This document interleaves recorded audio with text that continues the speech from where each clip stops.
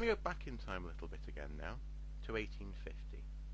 At this time, a police station was built adjacent to the hospital, but it was only in use for about 30 years. By 1880, the soup kitchen moved in. A soup kitchen charity essentially set up shop in what had been the police station. A woman called Alison Kay had come across a man who had starved to death in Newcastle. He was shriveled up and dead underneath a bush, and she was so shocked by this that she was moved to try and help. Now here we also have a quote from the time.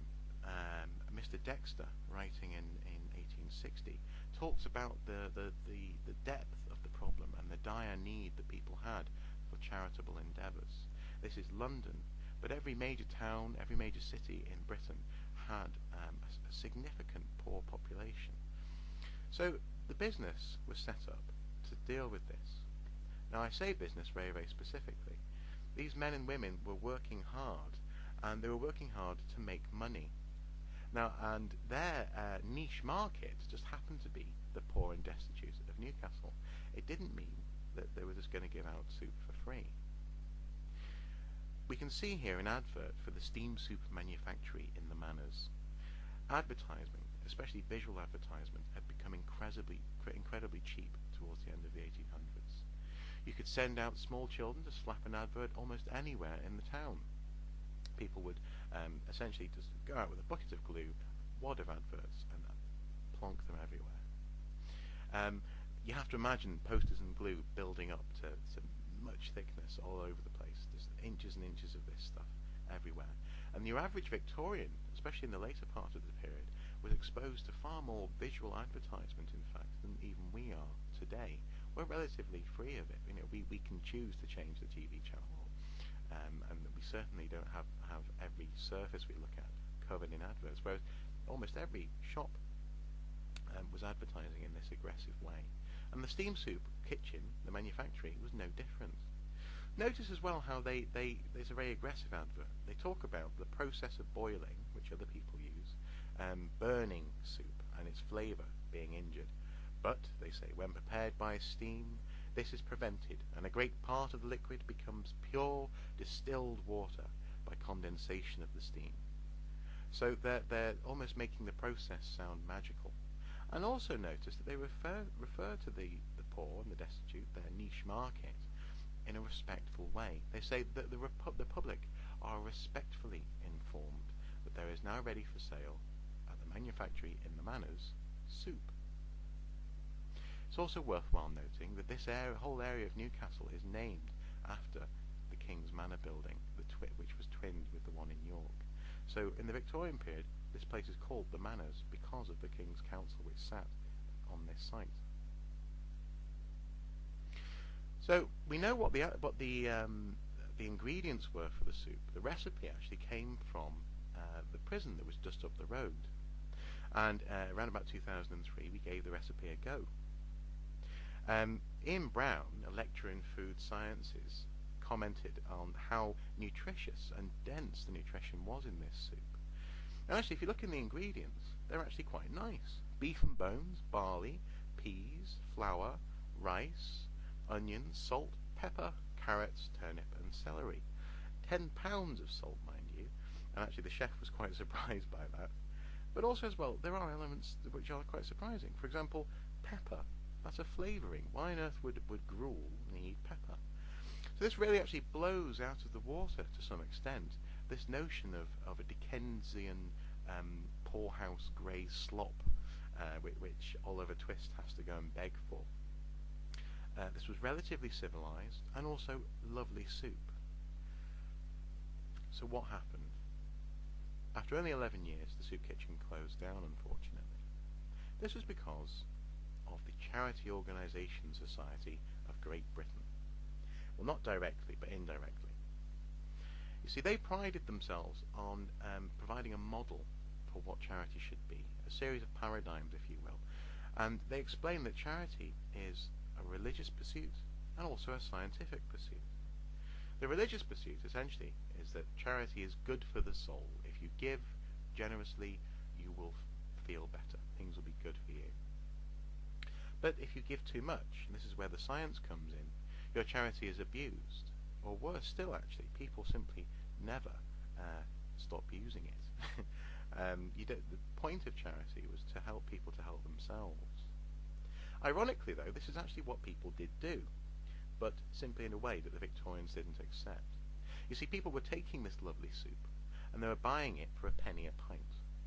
Then they were going down the road, and even though it was cold, they were still selling it quite successfully to other poor people for 2 pennies a pint. Now, even though the charity was actually helping people to help themselves, and many modern charities work precisely on this paradigm, this model. For example, the Big Issue in Britain. It was deemed to be untenable at the time. This was simply unacceptable, intolerable, and unfortunately the soup kitchen was closed. But we can see in this the seeds of charity as we understand it today. The incipient nature of this charity was much like others at the time, some of which have survived to become national institutions, such as the RSPCA, the National Trust. Others have failed, but in their failure they lay the groundwork for later charities to spring up in their stead. Later on, the soup kitchen was converted into a chemical factory. The giant copper vats which had been installed to make soup were perfect for manufacturing chemicals.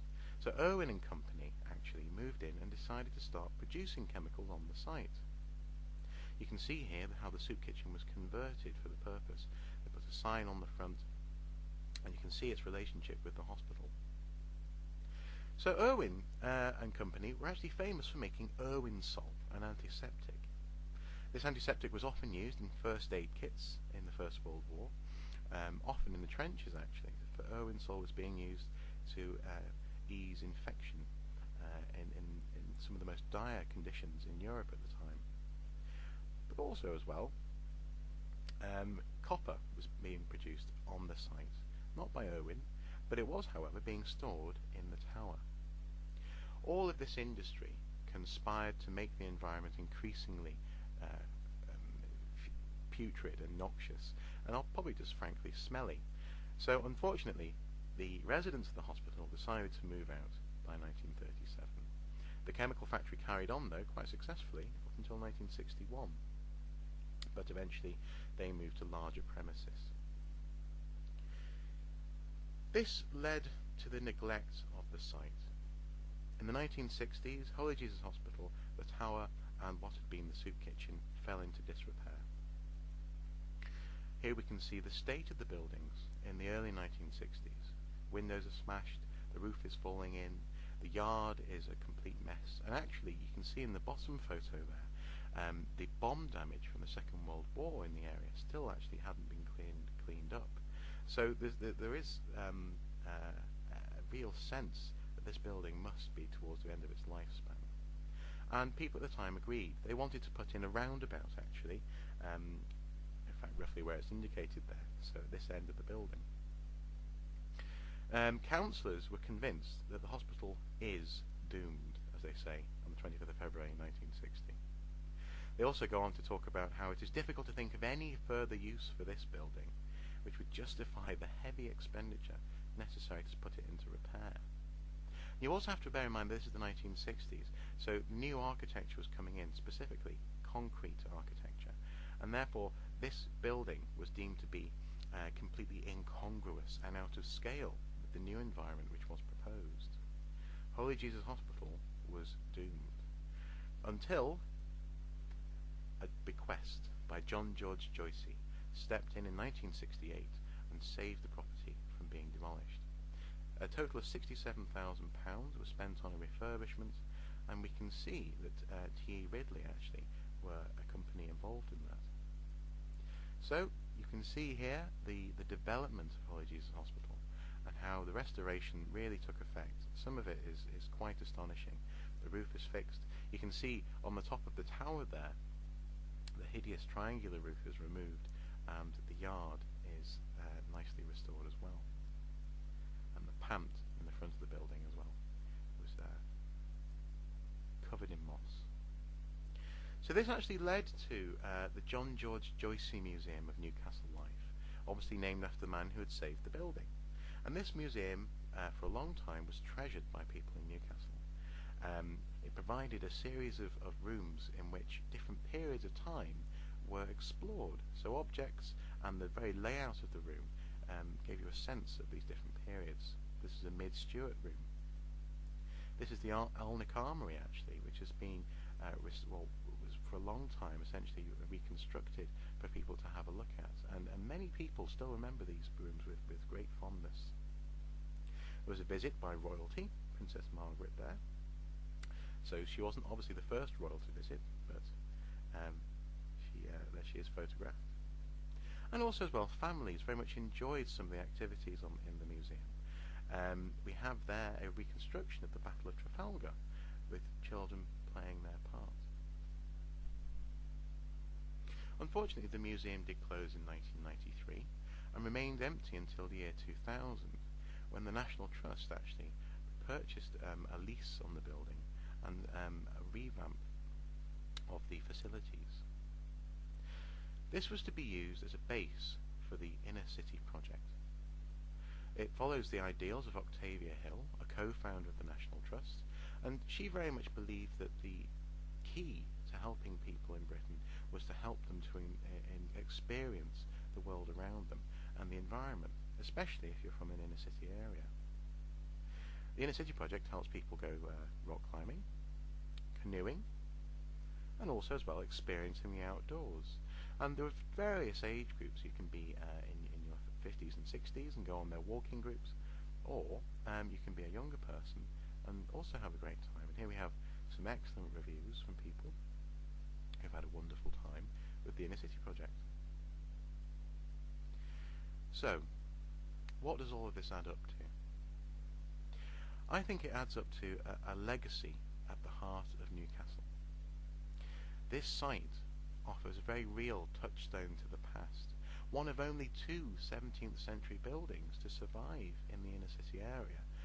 Holy Jesus Hospital provides tangible evidence that Newcastle has a deep and extremely exciting history. It represents a legacy of long-standing community service, right from the first use of an Augustinian friary, right up until the Inner City project. There has been something happening on this site which has helped the community around it. And obviously, the Inner City project now provides a hope for the future for the building. They're halfway through a lease of the site, and long may it continue. But also as well, you can still visit the property as well. It is actually a working museum. So the building continues to live and to help other people appreciate the history around them. This is crucial. Dr. Bill Lancaster of Northumbria University in 2007 said that there is a need to capture regional dynamic and probe moments of change which witness the emergence of a region. In the context of a European community, Newcastle upon Tyne needs to keep hold of these elements of their history. And the role of buildings like this and sites like this are integral to the development of the regional identity, and actually the sense that people in Newcastle do have a history. So in many ways, this building continues to serve Newcastle on a grand scale, providing a sense of identity and a sense of place-rootedness. So that's Holy Jesus Hospital. Thank you very much for listening, and if you have any comments, don't hesitate